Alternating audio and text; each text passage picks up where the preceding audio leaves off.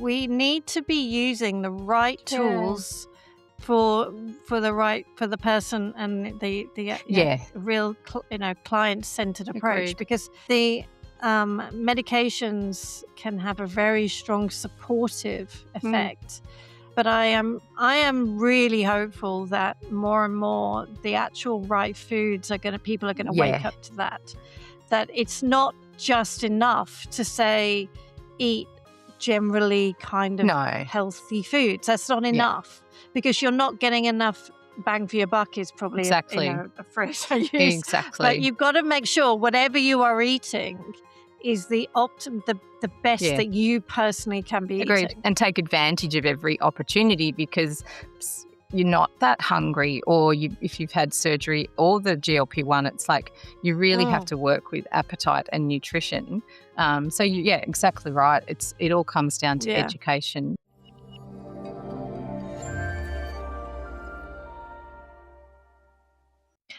Hello and welcome to the Metabolic Balance Stories podcast. This is where we share real stories and insights into personalized nutrition and supporting you on your journey to optimal health. I'm Cherry Wills and I'm your host today, and I'm delighted to welcome a wonderful guest, Jacqui Lewis. Jacqui is the clinical director at BN Healthy. And Jacqui will be sharing exactly what BN Healthy does in a moment. She is also a metabolic balance practitioner. She is a fully degree qualified nutritional therapist, clinical nutritionist. And she has a particular expertise across the weight loss field. So it is really wonderful to be able to have a really good chat with Jacqui today and pick her brains and knowledge about the situation that so many people are facing in today's world, in today's society.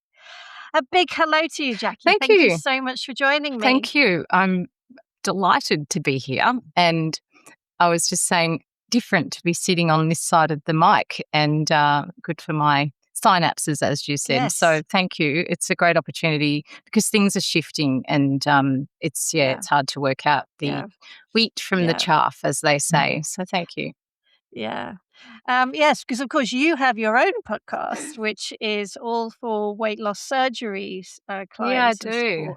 And so you were you interviewed me on your podcast, so it's really wonderful to have you back. Thank you. And hear specifically from you for our audience.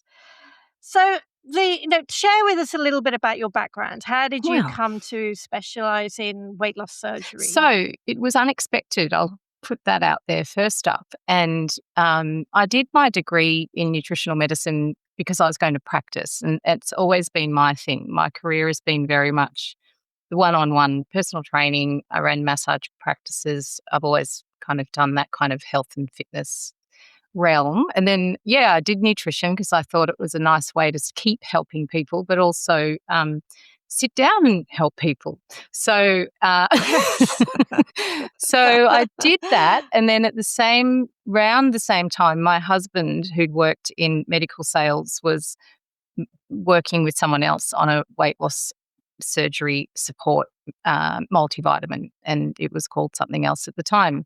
And as any other nutritionist would know how many multivitamins are on the market, we still joke about it because I'm like, oh, yeah, good luck with your multivitamin, because we know they're everywhere and they're really accessible. So with the knowledge I had, I couldn't see why we would be looking at doing something like that.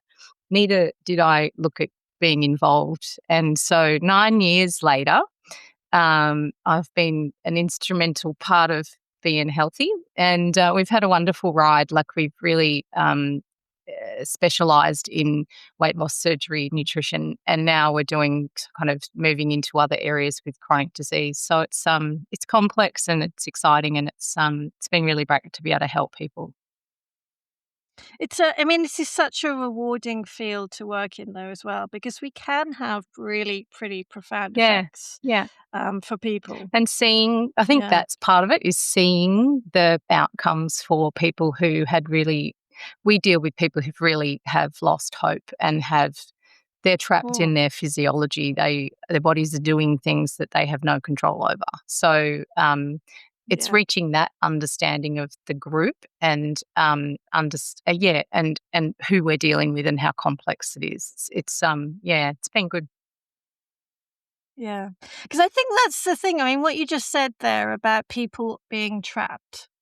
I think I and it's almost we have such incredible medical Mm, breakthroughs and medical science in our world, but so many people are stuck in their chronic physiological imbalances that are happening. yeah, And then it's almost this I often say it's this expectation that people are gonna have to work it out for themselves what the solution is for yeah. them. And sometimes it's so complex that, the usual just eat more and eat less and move more is just not applicable. And It's yeah, crazy.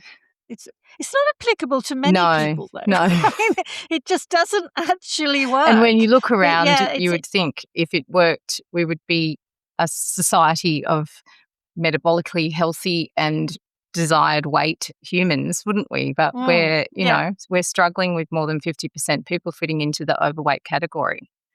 So if it yeah, was easy, we'd be yeah. doing it. And I think that's part of what's happening is that we're trying to Mm, work out other mm. ways to manage it as well. So yeah, Mm, mm.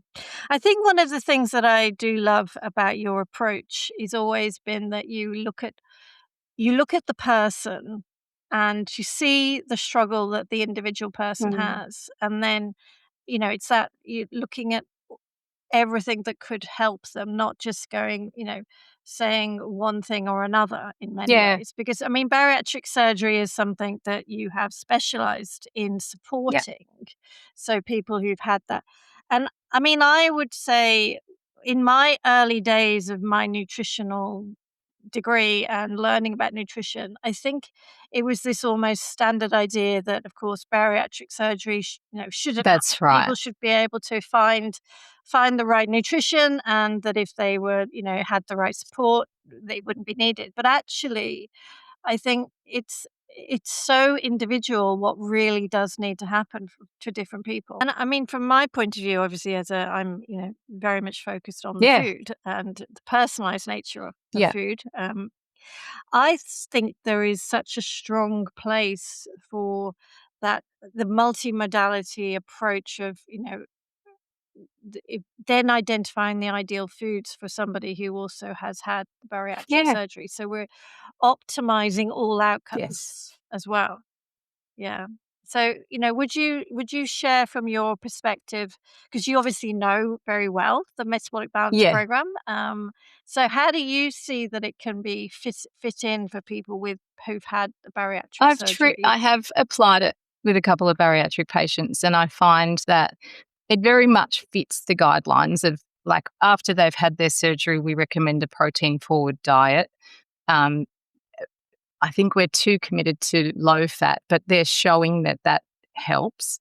So a lot of the evidence is based around kind of on this particular group. But I find the portion management, the protein forward approach, and just that we know that eating your protein first helps with your GLP-1 levels and just how that plays out. So even in my kind of education in our group and that sort of thing, I'll give them that protein forward, eat a couple of bites of protein first, the very much the metabolic balance way, without saying what it is. But it's basically they have 3 opportunities in a day to fit in about 250 grams of food. So exactly if you've got a tailored solution that's, really succinct for that person, I can't see why it would, where they would find a better way to do it. And it Yeah. also helps with You're gonna get full bang for your buck, because yeah, I yeah. always say you're gonna get that full definite. And some structure because we know they change the surgery changes their hunger drive. So it's a good thing because it's often the first time they haven't been hungry in many, many years. Because that drive is there because of the metabolic dysfunction. So there seems to be no off switch before surgery. And then after surgery, we know some of them need to be prompted to actually fit the food in. So it is quite a juggle. So I think the structure of the Metabolic Balance program provides that framework to fit it into. I think it's certainly got a great solution. It helps them to learn how to cook, and how to make good food quickly and prepare it on the run. I think it's good solution. Yeah, it's that education. But I think what I really wanted to as well, talk to you about today is I the whole thing about metabolic health and weight regulation is a lot more complex than people actually Yeah. think. And when you kind of are looking at all of the options, because we could talk about bariatric surgery just that, or we could just talk about metabolic balance. But I actually want to kind of talk about the whole field because I think that is it's important for people because know, we have the knowledge on a strong level, but we even find it overwhelming, some of the Imagine being options that are out there. layperson in our world right now, trying to I work out know, I what is know. the best way forward. And I think Yeah, what we need to, there's two ways of looking at it. The GLP-1 has been marketed on TikTok and everyone's seen it and they think it's a magic wand. And it is a breakthrough and it's a massive, it's the best thing that we've had eventuate in this space for many, many years. So isn't that nice? We have something to treat obesity. But what people are overlooking is that the medications are actually called obesity management medication. So we would need to be applying them to the obese patient, not to the person who would like to lose 5 kilos to fit into that dress for Saturday night. But people are accessing them online and all that sort of thing. So there's two ways this will go is what we're seeing is with GLP-1 on the scene, we need lifestyle and we need structure, something like a metabolic balance program maybe. But we need to buffer this drug with really solid habits and make sure they're eating enough protein and meeting their nutrient goals because some, again, are not hungry until 2 p.m. And then, of course, if you haven't been able to lose weight and suddenly it's starting, it's like, well, I'm not hungry, so I'll just leverage that. And so there is that risk of malnutrition. And what we're seeing is that patients can lose up to kind of 45% of their muscle if they're not careful. So thankfully, if the patient is doing these GLP-1 under really good supervision and they're offered that holistic approach, they'll do extremely well. And it would go well alongside a metabolic balance program. It would go well alongside a metabolic health medical program. But it needs to be that way. It can't be just, here's your drugs from your GP, let's apply them and, oh, good, you're not hungry. Great, keep that up and come back and get some more. We're going to see bone density issues and we're seeing sarcopenia. And we're seeing malnutrition. So it's the umbrella that it all falls under is that nothing is a magic wand and it needs that support and education and habit change. yeah. I think even the name that you shared just then, obesity management medication. I think that is really important. It is managing a condition. It's not curing anybody. And the thing is that if that is the only option, but you're not then learning something like what to transition onto or to support the full health of the body, moving like either whilst you're taking these or after you take them, because otherwise, is this a lifelong medication that needs to happen? And what are you going to do? What are you going to do then? That's the thing is we don't give a patient blood pressure medication and say, well, just stop taking that when your blood pressure has normalised. That patient needs to take the medication because it's fixing it's not fixing, it's working with a disease. So exactly that. It's also, they need to go into it with a long-term vision and it's a financial investment also. So it's a lot of different considerations, and I think the right practitioners are introducing it in that way with all of this information that the patient would need to make a discerning choice. But without that, I think it's an oversight. Yeah. Yeah. Because again, it's how would you say somebody could, if somebody sat at home listening to this, or sat in their car listening to this and thinking, I would love to shed 10, Yeah. 15, 20 kilos. But I don't, I haven't really been able to do this for a very long time. Nothing really works. What are my choices Exactly. here? How would you help them to make that decision if you were to be talking to them right now? Yeah, good question. It's looking at a whole lot of different, and that's the thing with actual obesity is it's so multifaceted. So you'd be looking at blood work and behavior and the psychological side of things and working out from a discerning perspective how the patient would respond to what you're about to recommend. So I think and that's the thing, it is quite individual. But yeah, yeah. And then looking at the stages, I think it needs to be those steps that we take that slowly introduce new habits or help them to grasp how we're going to do it. Like there's so much involved, and it depends on what they want as well, and what they've got the capacity to do, and long term financial investment and access. And a lot of our patients are rural or kind of. I think obesity lives in Queensland and WA more than any other state. So a lot of it is access and access to care and the regularity that they can keep up, and then access to the foods. So it is a milieu, we call it, a mix of like what solution would work here, but overarching is that long-term care. Yeah. And I think that, from my experience, I've often seen, when they're getting getting them a metabolic Mm, balance plan is something like a real long-term knowledge. You can yeah, use this. It's a single investment piece. agreed. It's a single. You buy it. You now have your knowledge and your food list, and you work through with a Yeah, practitioner for a nice education time to learn, and then you can go back to it. But I think it's also this recognition that it doesn't work in isolation, and I know that. We talk on this podcast about all these wonderful stories, but often the real theme that comes out is actually that people do recognize where they need to get mm, further help and extra.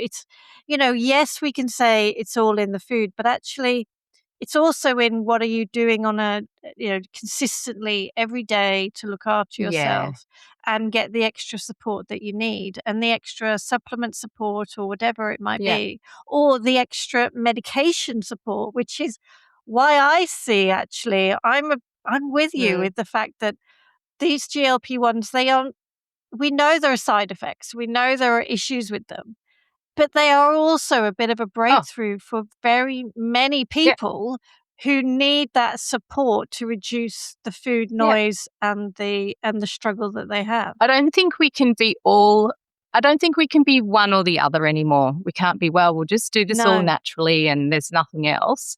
And we can't be, oh, this is all medical, we'll deal with it in a medical way. It needs to be holistic, and we're getting much better, which is so good. Yeah. Yeah.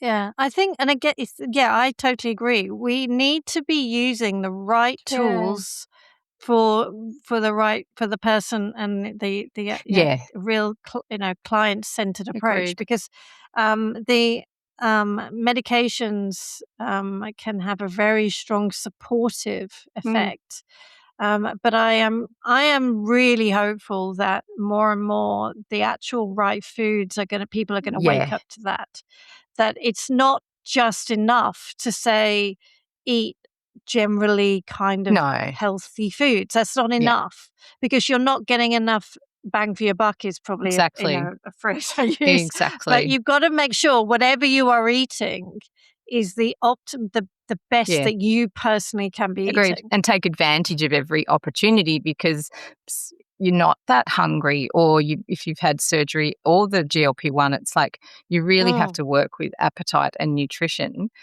So yeah, exactly right.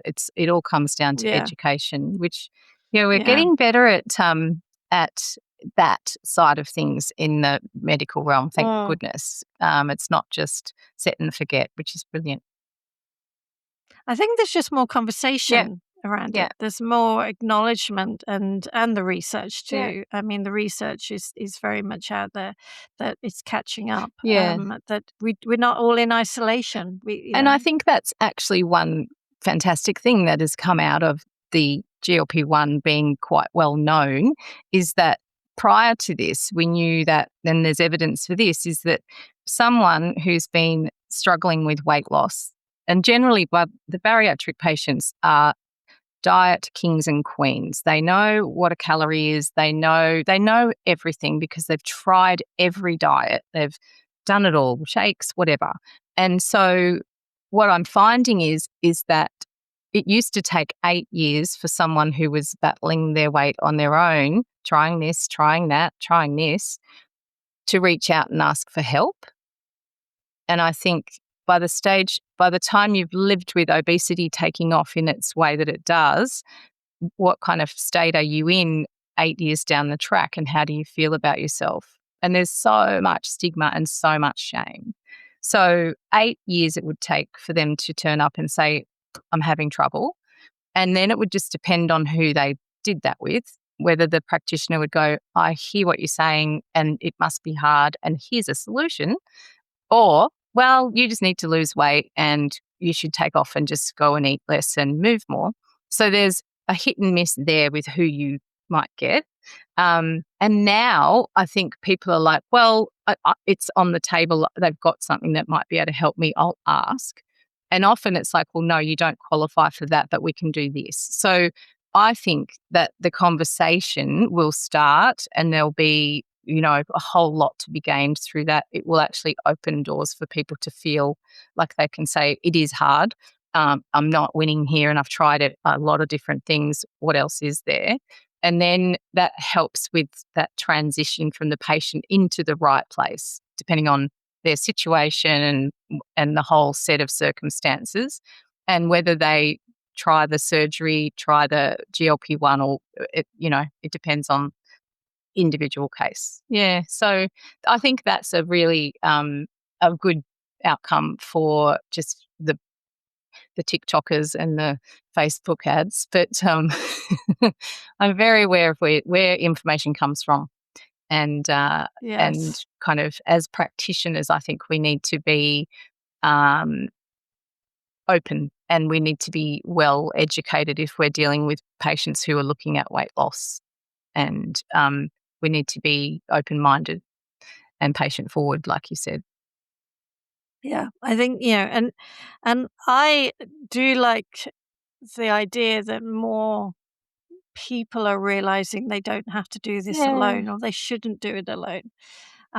It's having somebody that, when you are changing your diet, when you are really ready to look at what is personal to you and which aspects you are going to try and bring in, you're actually working with somebody who, will listen and give you, good advice. My fear is often that the GLP-1s, for example, are being seen a little bit too much of, oh yeah, I've only got, somebody who wants to release, say, 5 kilos. I fear that that's where a GLP-1 will be used, when actually just really great lifestyle and nutrition advice could give them a whole holistic, healthy benefits of that. These are really, as you said at the very beginning when we started talking, they're obesity management.